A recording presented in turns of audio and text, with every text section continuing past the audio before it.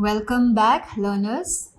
We have discussed in part one of week four, we have discussed spirituality, we have discussed religion, we have discussed what is the difference between religion and spirituality. In today's week, we will be discussing Indian approach towards spiritual development. And before we move to this particular week's discussion, which is Indian approach towards spiritual development, let me talk about why we are going to talk about Indian approach to spiritual development, because India is a land which is believed to be, or which is famous for its spirituality. We have a lot of very famous spiritual person who have taken in India into the world map, and Indian philosophy is very famous. Indian philosophy is world famous, and it is essentially spiritual. And also, why India is famous, because India is famous for its myths, legends, and stories to cater to the understanding of the common man. And when we talk about India, as I said, India is known for its spirituality. It is known for its very famous men who were spiritual in their thoughts, in their actions.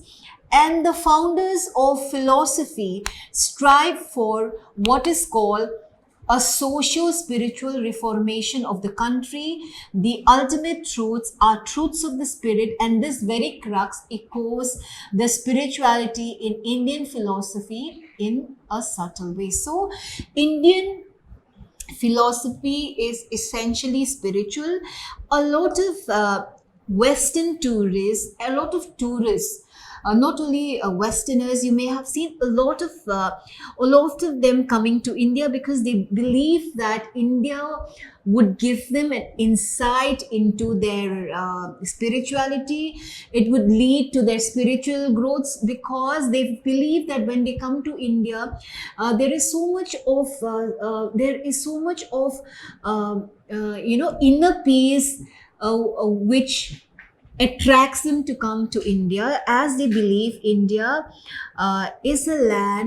is a country which would give them what is called inner peace, and they believe that this inner peace would lead to their spiritual growth. So we have a lot of tourists who would be visiting a lot of religious place in India, and so on and so forth.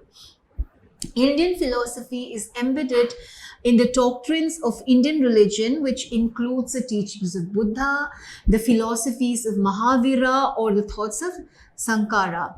Belief in God is an inseparable part of Indian religion, and indeed that of the Indian philosophy. The beauty of the Indian philosophy gains dimension as it colossally unifies the metaphysical God with the personal God, who is the basis of all morality and ethics. The concept of Ishvara is the very core of Indian philosophy. Ishvara in Sanskrit means the Lord. In Indian philosophy, therefore, Ishvara is considered as the ultimate ruler, the supreme power, and is indeed the supreme being of the cosmos. So, when we talk about Ishvara, we are talking about the ultimate ruler, the Lord, the supreme power, who is the supreme being of the cosmos. According to Indian philosophy, God is the creator, the preserver, and the destroyer of the cosmos. Brahma is a symbol of divinity in Indian philosophy, and therefore remains a symbol of the divine essence of the cosmos, Gita. The reference of Brahma is also in the Mundaka Upanishad, which is regarded as the basis of the Indian philosophy.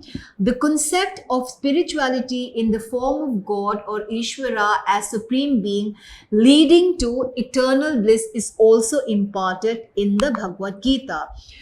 Now, when we talk of spirituality, we are talking about in terms of the very essence of spirituality, which is embedded in Indian philosophy. We are talking about Indian philosophy in terms of the concept of Lord Ishvara, the ruler. Indian philosophy is embedded in the doctrine of the religion, the teaching, which includes the teaching of Buddha, the philosophy of Mahavira. Now, what do we think of self knowledge? What is this Indian thought of self knowledge? The crux of Indian thought is that we are not bodies, that is, we are not matter, but we are divine spirit. We are divine spirit in terms of we have a soul. The cardinal realization is hammered again and again through the Vedas, which speaks of the independence of earth, that is, atmosphere and human life. And the Bhagavad Gita teaches that the everlasting soul does not die, only the body made from the matter perishes, and so one should not bereave for the death. So, this very essence of the teaching of Bhagavad Gita is that we have what is called a soul, and when we die, our our body, our physical body perishes, but our soul does not die. So we should not bereave for the dead, because we have what is called a soul which does not die, only the physical body, the physical matter dies. When we talk about the human need and self-fulfillment in terms of this human needs and self-fulfillment, it is very important to talk about the Indian approach to human need and self-fulfillment. And when we talk about this Indian approach to self-fulfillment and human need, the nearest approach, Indian approach to human need and self-fulfillment is the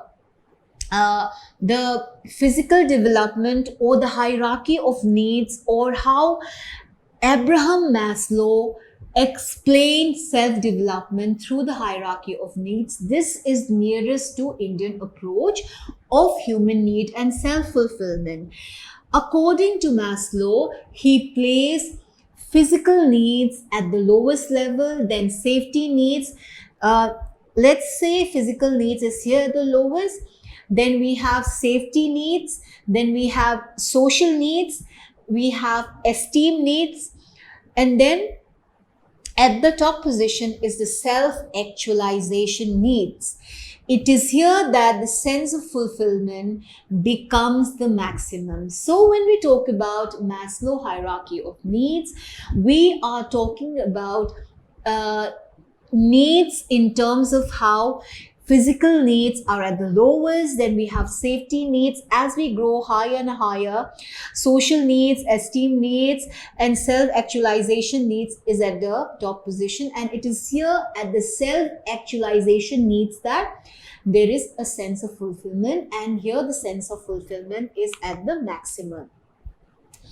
According to Maslow, when he talks about this hierarchy theory of needs, he has set up these needs to talk about the 5 levels of basic needs. Beyond these needs, higher levels of needs exist, but he is talking about these particular 5 levels of basic needs. These include needs for understanding, aesthetic appreciation, and purely spiritual needs. In the levels of the 5 basic needs, the person does not feel the second need until the demands of the first have been satisfied, nor the third basic needs. A person, the human being, does not feel the need of the third basic need until the second has been satisfied, and so on. Let us move one by one. We have what is called psychological needs. These are biological needs. They consist of needs for oxygen, food, water, and relatively constant body temperature.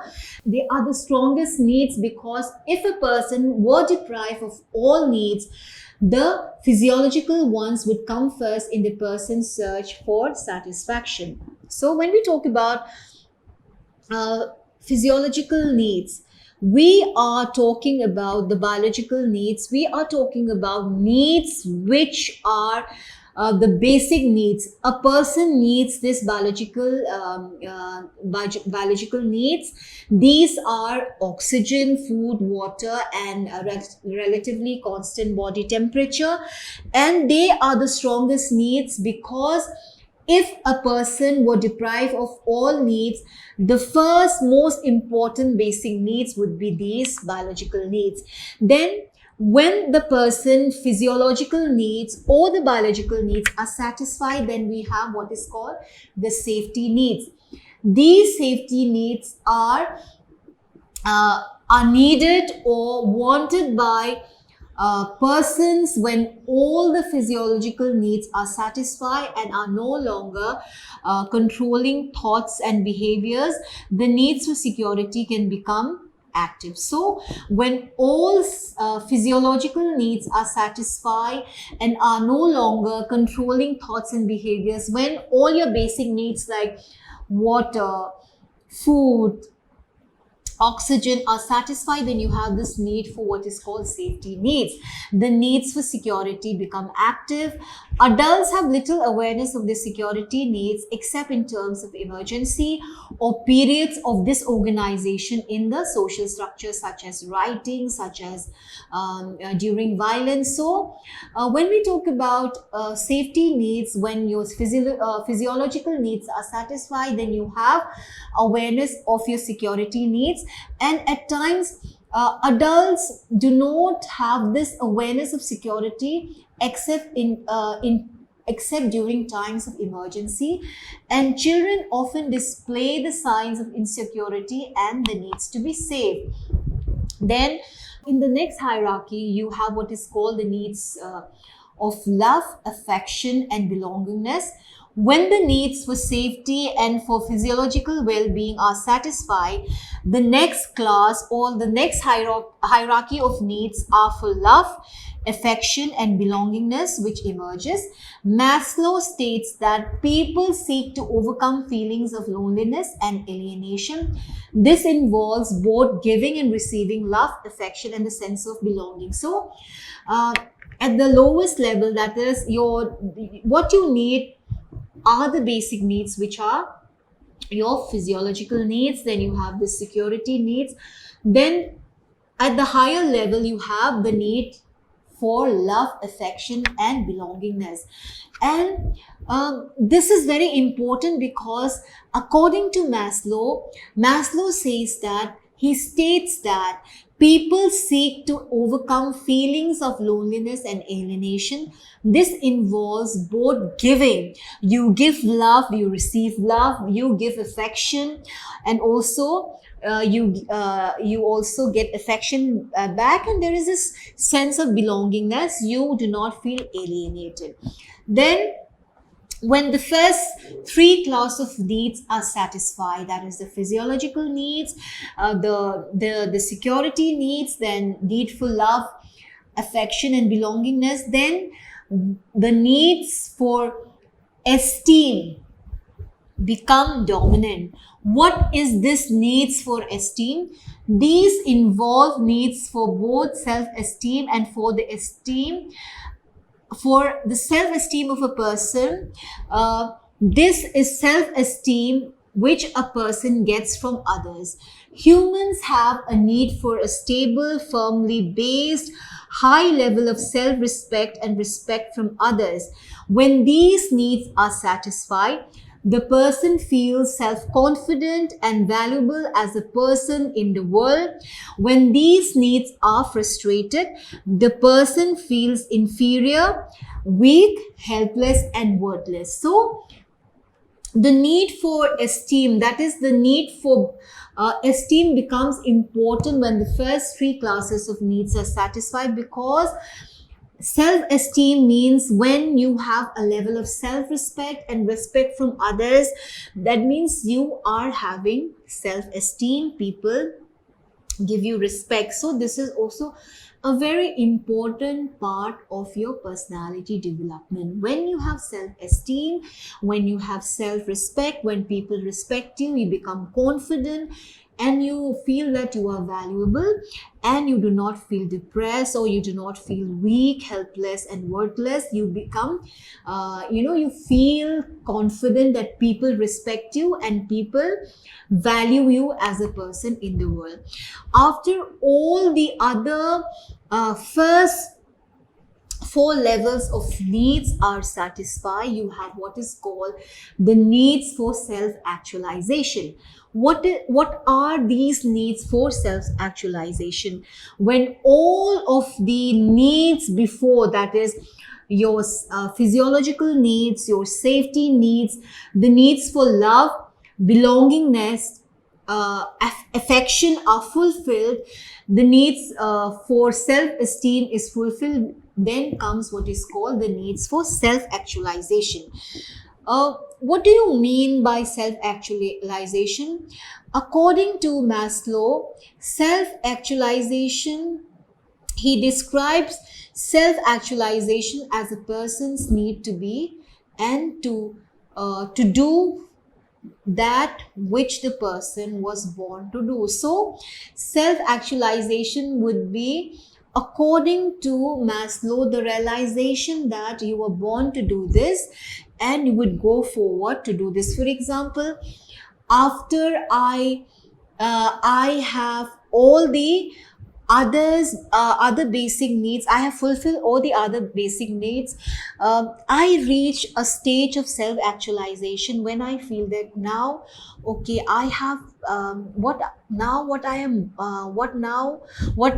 I have to do in future, or what I have to do now is what I was born to do, that is help others in terms of, you may just form a group, you may establish an NGO, you may establish what is called a community outreach program, wherein you help the poor and the needy, you help people who are you help people who are physically